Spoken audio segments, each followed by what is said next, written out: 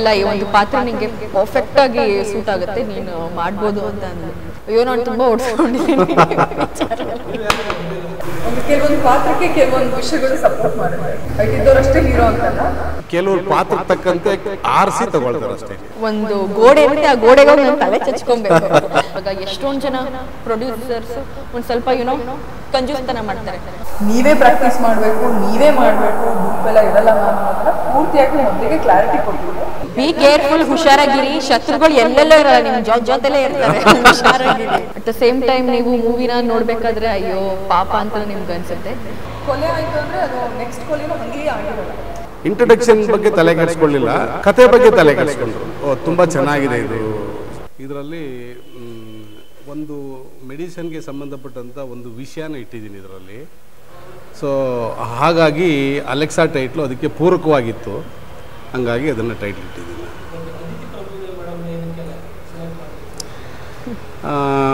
ಈಗ ಆ ಥರ ಎಲ್ಲ ಏನಿಲ್ಲ. ಈಗಿನ ಟ್ರೆಂಡಲ್ಲಿ ನಮಗೆ ಇನ್ವೆಸ್ಟಿಗೇಷನ್ ಆಫೀಸರ್ ಆಗಿ ಖಡಕ್ಕಾಗಿ ನಮಗೆ ಯಾವ ಹೀರೋಯಿನು ನಮ್ಗೆ ಅಷ್ಟು ಇದಾಗಲಿಲ್ಲ, ಸಪೋರ್ಟ್ ಮಾಡ್ತಾರೆ ನಮ್ಮ ಕತೆಗೆ ಅಂತ ಅನ್ನಿಸ್ಲಿಲ್ಲ. ಹಾಗಾಗಿ ನಾವೇನು ಮಾಡಿದ್ವಿ, ಅದಿತಿ ಮೇಡಮ್ ನೋಡಿದ್ವಿ, ಇವ್ರು ನಮ್ಮ ಕತೆಗೆ ತುಂಬ ಶೂಟಬಲ್ ಆಗಿದ್ದಾರೆ ಅಂತ ಅಂದ್ಬಿಟ್ಟು ಅವ್ರನ್ನ ಈ ಕತೆಗೆ ನಾವು ಆರಿಸ್ಕೊಟ್ಟಿದ್ವಿ.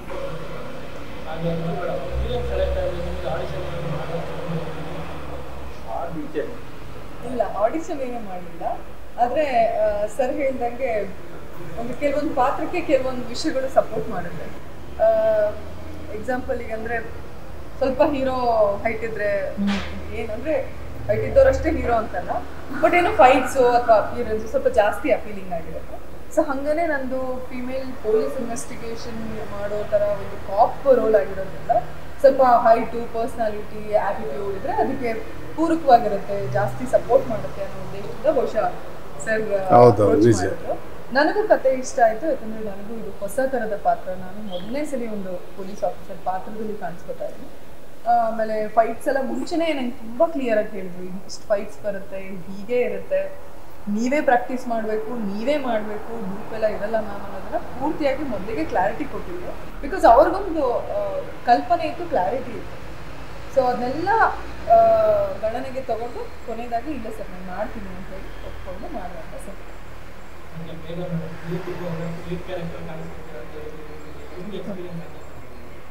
ಎಕ್ಸ್ಪೀರಿಯನ್ಸ್ ಅಫ್ಕೋರ್ಸ್ ತುಂಬ ಚೆನ್ನಾಗಿತ್ತು. ಈ ಮೂವಿಲಿ ನಾನೊಂದು ಹಳ್ಳಿ ಹುಡುಗಿ ಪಾತ್ರ ನಾನು ಮಾಡ್ತಿರೋದು. ಹಳ್ಳಿ ಹುಡುಗಿ ಪಾತ್ರ ಅಂದರೆ ಇವಾಗ ನಿಮಗೆಲ್ಲ ಗೊತ್ತು, ಹಳ್ಳೀಲಿ ತುಂಬ ಜನ ಹುಡುಗಿರಿಗೆ ಒಂದು ಕನಸು ಹೆಂಗಿರುತ್ತೆ ಅಂದರೆ ನಾನೊಂದು ಡಿಗ್ರಿ ಮಾಡಬೇಕು, ಅದಾದಮೇಲೆ ಒಂದು ಒಳ್ಳೆ ಹುಡುಗನ ನೋಡಿ ಸೆಟ್ಲ್ ಆಗಬೇಕು, ಈ ಥರ ಒಂದು ತುಂಬ ಜನ ಹಳ್ಳಿ ಹುಡುಗರಿಗೊಂದು ಕನಸಿರುತ್ತೆ. ಈ ಮೂವಿಲೂ ಆಲ್ಮೋಸ್ಟ್ ನನ್ನೊಂದು ಪಾತ್ರನೂ ಹಾಗೆ ಇದೆ. ಅಟ್ ದ ಸೇಮ್ ಟೈಮ್ ನೀವು ಮೂವಿನ ನೋಡಬೇಕಾದ್ರೆ ಅಯ್ಯೋ ಪಾಪ ಅಂತ ನಿಮ್ಗೆ ಅನಿಸುತ್ತೆ. ಸೊ ಈ ಥರದ್ದು ಒಂದು ಒಳ್ಳೆ ಕ್ಯೂಟ್ ಪಾತ್ರ ಅಂತ ಹೇಳ್ಬೋದು. ಜರ್ನಿ ನಾನು ತುಂಬ ಬೇಗನೆ ಶುರು ಮಾಡಿದೆ. ನಾನು ನಮ್ಮ ಸ್ಕೂಲಲ್ಲಿ ಓದಬೇಕಾದ್ರೆ 10th ಸ್ಟ್ಯಾಂಡರ್ಡ್ ಓದಬೇಕಾದ್ರೆ ನಾನು ಡ್ರಾಮಾಸಲ್ಲಿ ನಾಟಕಗಳೆಲ್ಲ ನಾನು ಮಾಡೋಕ್ಕೆ ಶುರು ಮಾಡಿದೆ. ನಾಟಕಗಳಿಂದ ತೆಲುಗು ಸಿನಿಮಾ, ಅದಾದಮೇಲೆ ಕನ್ನಡ TV ಸೀರಿಯಲ್, ಅದಾದಮೇಲೆ ಕನ್ನಡ ಸಿನಿಮಾ, ಈಗ ಭೋಜ್ಪುರಿ ಸಿನಿಮಾ.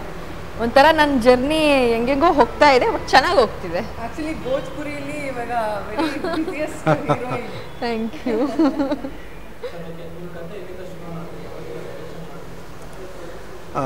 ನಾನು ಇಂಡಸ್ಟ್ರಿಗೆ ಬಂದು 24 ವರ್ಷ ಆಯಿತು. ನಾನು ಫಸ್ಟ್ ಎಂಟ್ರಿ ಅಸಿಸ್ಟೆಂಟ್ ಕ್ಯಾಮ್ರಾಮನ್ ಆಗಿ ಎಂಟ್ರಿ ಆದೆ.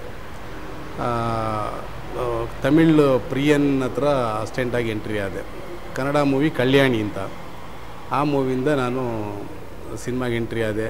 ಹಾಗೆ ಸಾಯಿ ಸತೀಶ್ ಅಂತ ಕ್ಯಾಮ್ರಾಮ್ಯಾನು, ತೆಲುಗು ಕ್ಯಾಮ್ರಾಮ್ಯಾನು, ಅವ್ರ ಜೊತೆ ಅಸಿಸ್ಟೆಂಟಾಗಿ ಒಂದು 14 ಸಿನಿಮಾ ಮಾಡಿದ್ದೀನಿ. ಕನ್ನಡ, ತಮಿಳು, ಬೆಂಗಾಳಿ, ಮಲಯಾಳಮ್ಮು, ಇಷ್ಟು ಸಿನಿಮಾ ಅವ್ರ ಜೊತೆ ಕೆಲಸ ಮಾಡಿದ್ದೀನಿ ಕ್ಯಾಮ್ರಾಮನ್ ಜೊತೆ. ಅದಾದಮೇಲೆ ಈಶ್ವರ್ ಹತ್ರ ಅಸಿಸ್ಟೆಂಟ್ ಡೈರೆಕ್ಟ್ರಾಗಿ, ಮತ್ತು ಸಂಜಯ್ ಹತ್ರ ಅಸಿಸ್ಟೆಂಟ್ ಡೈರೆಕ್ಟ್ರಾಗಿ ವರ್ಕ್ ಮಾಡಿದ್ದೀನಿ. ಆಮೇಲೆ ನನ್ನ ಮೊದಲನೇ ಸಿನಿಮಾ ಭುಜಂಗ ಅಂತ ಮಾಡಿದೆ, ಇದು ನನ್ನ 2ನೇ ಸಿನಿಮಾ. ಅಲ್ಲ, ಯೂಶ್ವಲಾಗಿ ಹೀರೋ ಹೀರೋಯಿನ್ ಅಂದ ತಕ್ಷಣವೇ ಅವ್ರ ಸಿನಿಮಾಗೆ ಬರೋಕ್ಕಿಂತ ಮುಂಚೆನೇ ಅದಕ್ಕೆ ಬೇಕಾದಂಥ ಪ್ರಿಪ್ರೇಷನ್ ಎಲ್ಲ ರೆಡಿ ಮಾಡಿಕೊಂಡೇ ಪ್ರತಿಯೊಬ್ಬರು ಸಿನಿಮಾ ಫೀಲ್ಡ್ಗೆ ಎಂಟ್ರಿ ಆಗಿರ್ತಾರೆ. ಅದರಲ್ಲಿ ಕೆಲವರು ಪಾತ್ರಕ್ಕೆ ತಕ್ಕಂತೆ ಆರಿಸಿ ತಗೊಳ್ತಾರೆ ಅಷ್ಟೇ.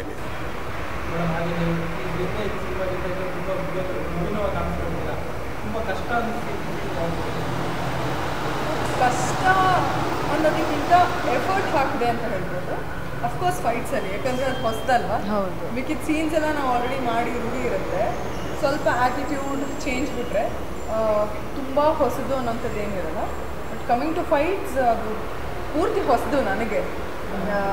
ಹಾಗಾಗಿ ಅದು ಬೇರೆ ಎಲ್ಲ ದೊಡ್ಡ ದೊಡ್ಡ ಮಾಸ್ಟರ್ಸ್ನ ಹಾಕ್ಬಿಟ್ಟಿದ್ರು ನನಗೆ. ನಮ್ಮ ಮಾಸ್ ಮಾದ ಸರ್ ಆಗಿರ್ಬೋದು, ವಿಕ್ರಮ್ ಮಾಸ್ಟರ್ ಆಗಿರ್ಬೋದು. ಕೊಲೆ ಆಯಿತು ಅಂದರೆ ಅದು ನೆಕ್ಸ್ಟ್ ಕೊಲೆನೂ ಹಾಗೇ ಆಗಿರಲ್ಲ. ಸೊ ಪ್ರತಿಯೊಂದು ಕೊಲೆಗಳೂ ಡಿಫ್ರೆಂಟಾಗಿ ಆಗಿರುತ್ತೆ, ಅದರ ಹಿನ್ನೆಲೆನೂ ಬೇರೆ ಇರುತ್ತೆ, ಅದು ಕಾರಣನೂ ಬೇರೆ ಇರುತ್ತೆ. ಸೊ ಹಾಗಾಗಿ ಇದು ವಿಭಿನ್ನ ಅಂತ ಹೇಳ್ಬೋದು. ಸ್ಕ್ರೀನ್ ಪ್ಲೇ ಕೂಡ ತುಂಬ ಮಜವಾಗಿ ಮಾಡ್ತಾರೆ. ಡೈರೆಕ್ಟಾಗಿ ಫಸ್ಟಿಂದ ಕತೆ ಹೇಳ್ತಾ ಹೋಗಲ್ಲ. ಸೊ ಒಂದೊಂದೊಂದೇ ಕ್ಲೂ ಬಿಟ್ಟು ರಿವರ್ಸ್ ಪ್ಲೇ ಸ್ಕ್ರೀನ್ ಪ್ಲೇ ಥರ ಮಾಡ್ತಾರೆ. ಸೊ ಅದು ತುಂಬ ವರ್ಕೌಟ್ ಆಗುತ್ತೆ ಸಿನಿಮಾದಲ್ಲಿ.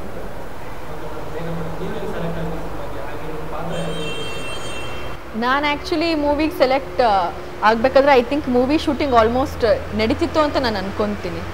ಈ ಒಂದು ಪಾತ್ರಕ್ಕೆ ಒಂದು ಒಂದು ಹೋಮ್ಲಿ ಫೇಸ್ ಬೇಕಿತ್ತು. ಈ ಒಂದು ಸ್ಟೋರಿಗೆ ಒಂದು ಹೋಮ್ಲಿ ಫೇಸ್ ಬೇಕಿತ್ತು. ಐ ಥಿಂಕ್ ಸರ್ರಿಗೆ ಯಾರೋ ಹೇಳಿದ್ರು ಅನ್ಕೊತೀನಿ ನನ್ನ ಫೋಟೋ ನೋಡಿ. ಅದಾದಮೇಲೆ ಪ್ರೊಡಕ್ಷನ್ ಮ್ಯಾನೇಜರ್ ನಂಗೆ ಕಾಲ್ ಮಾಡಿದ್ರು, ದಟ್ ಮೇಡಮ್ ಈ ಥರ ಒಂದು ರೋಲ್ ಇದೆ ಈ ಒಂದು ಸಿನಿಮಾದಲ್ಲಿ, ತುಂಬ ಇಂಪಾರ್ಟೆಂಟ್ ರೋಲ್ ಇದು, ಮಾಡ್ತೀರಾ ಅಂತ. ಆಮೇಲೆ ನಾನು ಓಕೆ ಸರ್ ಮೂವಿ ಡೀಟೇಲ್ಸ್ ಎಲ್ಲ ಹೇಳಿ ಅಂದರು.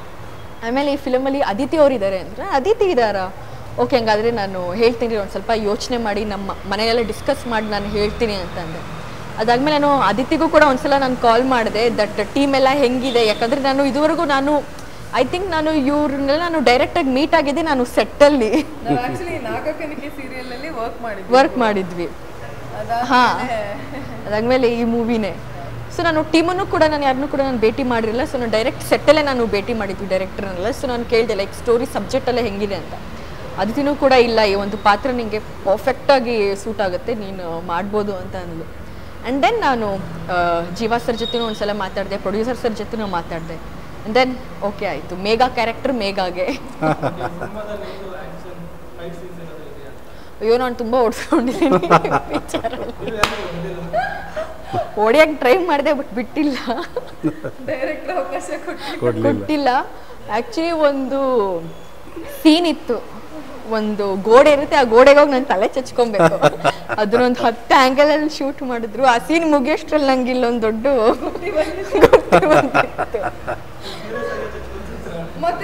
ಅಲ್ಲ, ನಿಮ್ಗೆ ಎಷ್ಟೊಂದು ಶಾರ್ಟ್ ಇರುತ್ತಲ್ಲ ಇವಾಗ. ಓಕೆ, ಇವಾಗ ಅಷ್ಟು ನಾವು ಫೋರ್ಸ್ ಕೊಟ್ಟಿಲ್ಲ ಅಂದ್ರೂ ಕೂಡ, ಸ್ವಲ್ಪ ಫೋರ್ಸ್ ಕೊಟ್ಟರು ಕೂಡ ಇವಾಗ ಬೇರೆ ಬೇರೆ ಆ್ಯಂಗಲಲ್ಲಿ ತೆಗಿತಾರಲ್ವ. ಸೊ ಅದರಿಂದ ನಾವು ಅಟ್ಲೀಸ್ಟ್ ಒಂದು 10 ಸಲ ಆದ್ರೂ ಹೋಗಿ ಚಚ್ಕೊಬೇಕು. ಹೊಡೆದಿಲ್ಲ, ಓಡಿಸ್ಕೊಂಡಿದ್ದೀವಿ.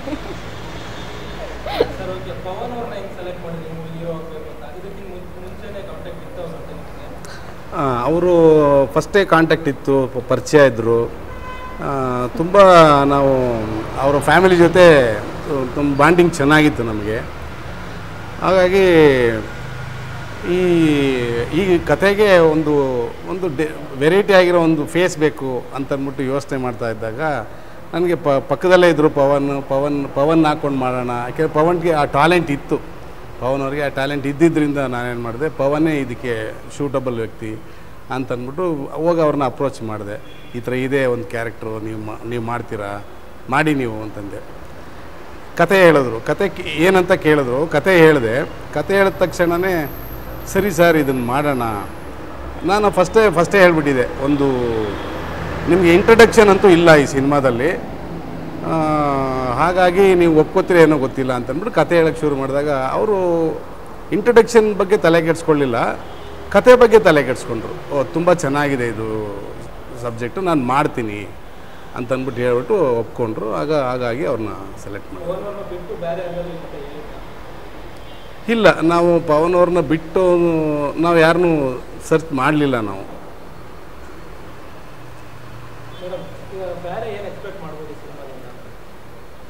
ಅದೇ ಅಂದರೆ ರಿಯಾಲಿಟಿಗೆ ಹತ್ತಿರ ಇರುವಂಥ ಸಿನಿಮಾ. ಈಗ ಸರ್ ಹೇಳಿದ್ರು ಈ ಹೀರೋಗೂ ಇಂಟ್ರಡಕ್ಷನ್ ಇಲ್ಲ ಅಂತ. ಸೊ ಹೀರೋಗೆ ಯಾಕೆ ಇಂಟ್ರಡಕ್ಷನ್ ಇಲ್ಲ ಅಂದರೆ because it is very near to reality. So exaggeration ಏನೂ ಇಲ್ಲ. ರಿಯಲ್ ಆಗಿ ಈ ಕ್ಯಾರೆಕ್ಟರ್ ಹಿಂಗೆ ಬರುತ್ತೆ, ಈ ಕ್ಯಾರೆಕ್ಟರ್ ಹಿಂಗಿರುತ್ತೆ, ಈ ಕ್ಯಾರೆಕ್ಟರ್ ತಪ್ಪು ಮಾಡುತ್ತೆ, ಸರಿ ಮಾಡುತ್ತೆ, ಆ ಥರ ಸ್ಟ್ರೈಟ್ ಫಾರ್ವರ್ಡ್ ಆಗಿ ತುಂಬ ಲಾಜಿಕ್ ಆಗಿರುವಂಥ ಕತೆ. ಸೊ ಹಾಗಾಗಿ ನಮ್ಮ ನಿಜ ಜೀವನದ ಬದುಕಿಗೆ ತುಂಬ ಹತ್ತಿರ ಆಗುವಂಥ ಕತೆ, ಪ್ರತಿಯೊಂದು ಪಾತ್ರಗಳು ನಮ್ಮ ಬದುಕಲ್ಲೂ ನೋಡೋಕ್ಕೆ ಸಿಗುವಂಥ ಕತೆ. ಸೊ ಅದೇ ವಿಶೇಷತೆ ಅಂತ ಹೇಳಿ.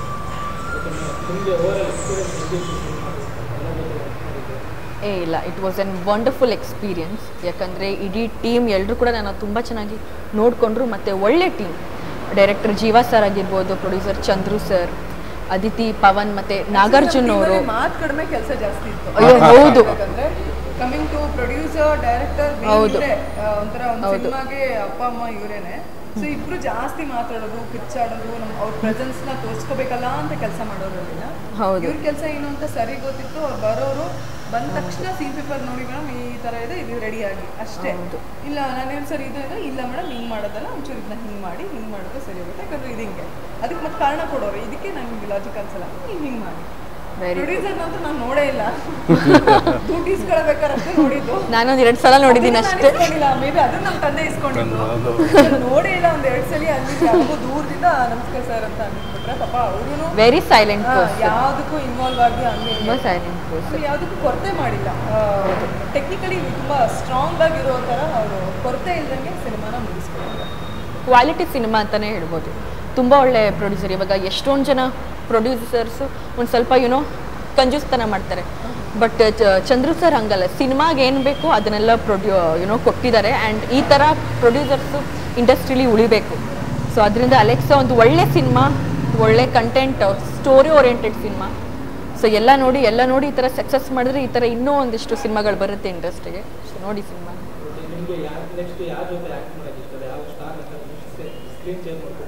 ಹೇಳ್ಬೇಡ, ಯಾರಿಗೂ ಹೇಳ್ಬೇಡ. ನಂಗೆ ಎಲ್ಲರೂ ಇಷ್ಟಪ್ಪ, ನಂಗೆ ಹಂಗೆ ಪರ್ಟಿಕ್ಯುಲರ್ ಹಂಗೇನಿಲ್ಲ. ನೀವೆಲ್ಲ ಇಂಥ ಪ್ರಶ್ನೆಗಳನ್ನು ಕೇಳ್ಬಿಟ್ಟು ಕಾಂಟ್ರವರ್ಸಿ ಆಗಿ ಟ್ರೋಲ್ ಮಾಡಿ ಯಾಕ್ರಪ್ಪ ಹೋಗ್ರಿ ಸುಮ್ಮನೆ. ಯಾರಾದ್ರೇನು ನಮ್ಗೆ ಒಳ್ಳೆ ಸಿನಿಮಾ ಅಷ್ಟೇ. ನಾವು 1 ಅಡಿ ಹೈಟ್ ಇರೋರ ಜೊತೆಗೂ ಕೆಲಸ ಮಾಡಬೇಕು, 15 ಅಡಿ ಎತ್ತರ ಇರೋರ ಜೊತೆಗೂ ಕೆಲಸ ಮಾಡಬೇಕು. ಇವತ್ತು ಇಂಡಸ್ಟ್ರಿ ಬಂದಿರೋರ ಜೊತೆಗೂ ಕೆಲಸ ಮಾಡ್ತೀವಿ, ನಮ್ಗಿಂತ ಒಂದು 50 ವರ್ಷ ದೊಡ್ಡವ್ರ ಜೊತೆಗೂ ಕೆಲಸ ಮಾಡ್ತೀವಿ. ಆರ್ಟಿಸ್ಟ್ಗಳಿಗೆ ಅದೆಲ್ಲ ಏನೋ ಅದೇ ಒಳ್ಳೆ ಟೀಮ್ ಮುಖ್ಯ ಅಷ್ಟೇ. ಟೀಮು, ಒಳ್ಳೆ ಜನ, ಎಲ್ಲ ಹೀರೋ ಇಷ್ಟ. ಎಲ್ಲ ಹೀರೋನು ನಾರ್ಮಲ್, ಆ ಥರ ಏನು ಪರ್ಟಿಕ್ಯುಲರ್ ಇಲ್ಲ.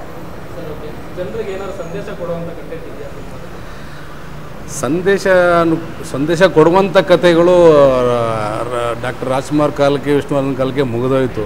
ಈಗ ನೋಡಿ ನಮ್ಮ ಮನೆಯವರೇ ನಮ್ಮ ಮಾತುಗಳು ಕೇಳಲ್ಲ. ಹಾಗಾಗಿ ನಾವು ಹೊರಗಡೆಯವ್ರಿಗೆ ಹೇಳೋಕ್ಕಾಗಲ್ಲ, ಸಂದೇಶ ಕೊಡೋಕ್ಕಾಗಲ್ಲ. ಓನ್ಲಿ ಎಂಟರ್ಟೈನ್ಮೆಂಟ್ ಅಷ್ಟೇ. ಅಂದರೆ 2-4 ಗಂಟೆ ಟೈಮ್ ಬೇಜಾರು ಇಲ್ಲದೇ ಸಿನಿಮಾ ನೋಡ್ಬೋದು. ಅದಕ್ಕೆ ನಾವು ಪ್ರಿಪೇರ್ ಆಗಿ ಸಿನಿಮಾ ಮಾಡಿದ್ದೀವಿ. ಈ ಥರ ಸಿನಿಮಾಗಳಲ್ಲಿ ನಮಗೆ ಸಂದೇಶ ಸಿಗುತ್ತೆ. ಈಗ ಹಿಂಗೆ ಮಾಡಬಾರ್ದು, ಈ ಥರ ನಂಬಾರ್ದು, ಆ ಥರದ್ದು. ಬಿ ಕೇರ್ಫುಲ್, ಹುಷಾರಾಗಿರಿ. ಶತ್ರುಗಳು ಎಲ್ಲೆಲ್ಲೋ ಇರಲ್ಲ, ನಿಮ್ಮ ಜೊತೆಲೇ ಇರ್ತಾರೆ. ಹುಷಾರಾಗಿರಿ. ಕ್ರೈಮ್ ಸ್ಟೋರಿಗಳಂದ್ರೆ ಹೌದು, ಬಿ ಕೇರ್ಫುಲ್.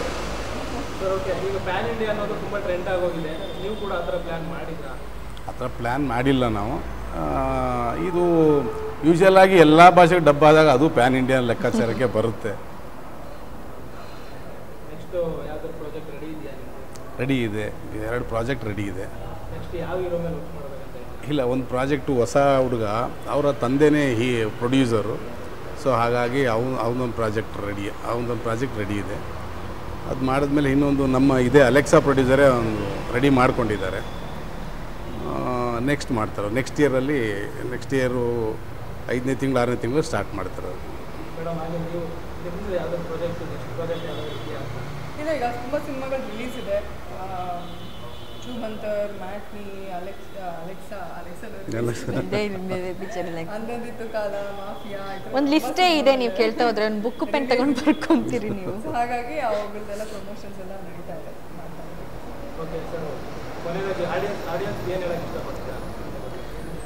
ಇದು ಒಳ್ಳೆ ಸಿನಿಮಾ, ತುಂಬ ಚೆನ್ನಾಗಿದೆ.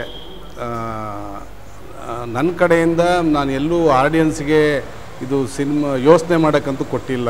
ಇದು ನೆಕ್ಸ್ಟ್ ಏನು ಬರ್ಬೋದು ಅಂತ ಯೋಚನೆ ಮಾಡೋಕ್ಕೆ ಕೊಟ್ಟಿಲ್ಲ. ಸಿನಿಮಾನ ನೋಡಬೇಕು, ನೋಡಿ ಏನಾದ್ರು ತಪ್ಪಿದರೆ ನಮ್ಗೆ ಹೇಳಬೇಕು. ಹೇಳಿದ್ರೆ ನೆಕ್ಸ್ಟ್ ಸಿನಿಮಾದಲ್ಲಿ ನಾವು ಅದನ್ನು ತಿದ್ಕೊಳ್ತೀವಿ. ಅಲೆಕ್ಸಾ ಸಿನಿಮಾ ಇನ್ನೇನಿಷ್ಟರಲ್ಲೇ ನಿಮ್ಮ ಮುಂದೆ, ನಿಮ್ಮ ಹತ್ತಿರದ ಚಿತ್ರಮಂದಿರಗಳಲ್ಲಿ ರಾಜ್ಯಾದ್ಯಂತ ಬಿಡುಗಡೆ ಆಗಲಿದೆ. ದಯವಿಟ್ಟು ಒಂದು ಹೊಸ ಪ್ರಯತ್ನಕ್ಕೆ ನಿಮ್ಮೆಲ್ಲರ ಬೆಂಬಲ ಇರಲಿ, ನಿಮ್ಮೆಲ್ಲರ ಪ್ರೀತಿ ಅಲೆಕ್ಸಾ ತಂದೆ. ಆದಷ್ಟು ಬೇಗ ಅಫ್ಕೋರ್ಸ್ ಅಲೆಕ್ಸಾ ಮೂವಿ ರಿಲೀಸ್ ಆಗ್ತಾ ಇದೆ. ಎಲ್ಲರೂ ವಿತ್ ಫ್ಯಾಮಿಲಿ ಫ್ರೆಂಡ್ಸ್ ಬಂದು ನೋಡಿ. ಒಂದೊಳ್ಳೆ ಸಿನಿಮಾ ಉಳಿದ್ರೆ ದಟ್ ನಾನು ಆಗಲೇ ಹೇಳ್ದಂಗೆ ಮತ್ತೆ ನಾವು ಇನ್ನೊಂದು ಮೂವಿ ನಾವು ಮಾಡ್ತೀವಿ ಆ್ಯಂಡ್ ಹಾಗೆ ಇಂಡಸ್ಟ್ರಿ ತುಂಬ ಜನಕ್ಕೆ ಕೆಲಸ ಸಿಗುತ್ತೆ. ಸೊ ಒಳ್ಳೊಳ್ಳೆ ಮೂವಿಗೆ ಸಪೋರ್ಟ್ ಮಾಡಿ, ಅಲೆಕ್ಸನು ಕೂಡ ಒಳ್ಳೆ ಮೂವಿನೇ, ಈ ಮೂವಿಗೂ ಸಪೋರ್ಟ್ ಮಾಡಿ.